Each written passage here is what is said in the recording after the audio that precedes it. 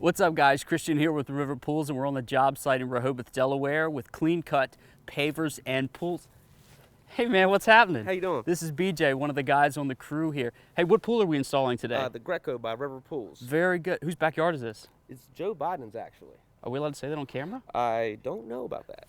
Anyway, we're going to answer the question, when's the best time to open your pool for the season? This is 2 minutes in the pool. Nice. You want to say anything to the camera back home? Hey Mom, how you doing?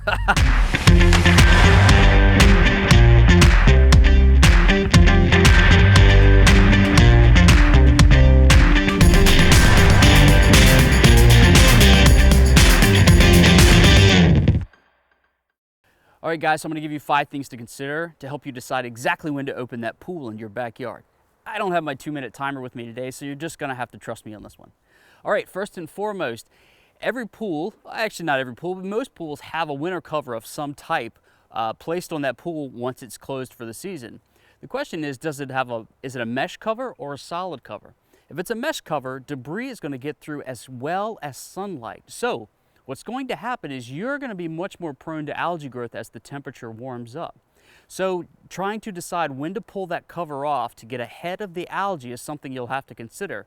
In this case, we say the sooner the better, because as the temperature warms up, the more sunlight hits your pool, the more algae growth you're going to battle opening that pool closer to summertime. Item number 2 to consider is the actual temperature outside. You see, in springtime, we get some of these unseasonably warm days, and we would think, man, if the pool was open today, we'd certainly hop in.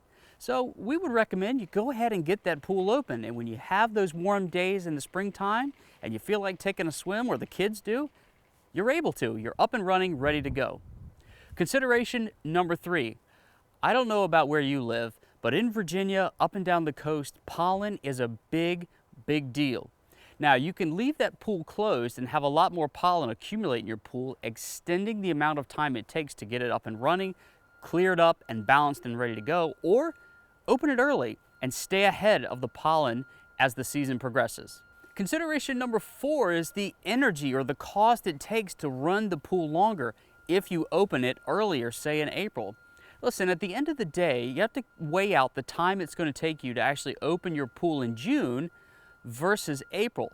When the water's crystal clear in early April and you open then, you're really not going to spend a whole lot in electricity or in chemicals, especially if you have a saltwater system and a variable speed pump. So when it comes to cost on your electric bill or your chemicals versus the time it's going to take, we would always recommend opening your pool a little bit earlier to save you time when the weather warms up. And consideration number 5, you know, in the springtime, it's just a lot of fun to go ahead and fire up that grill on the back patio. And it's much more enjoyable when the pool is crystal clear in the background. So again, we say the expense, the time, the effort, far easier to open that pool up earlier, and you get to enjoy it that much sooner in the season. I'm Christian with River Pools. I assume we were around 2 minutes in time. We'll see you on the next episode of 2 Minutes in the Pool. Catch the wave.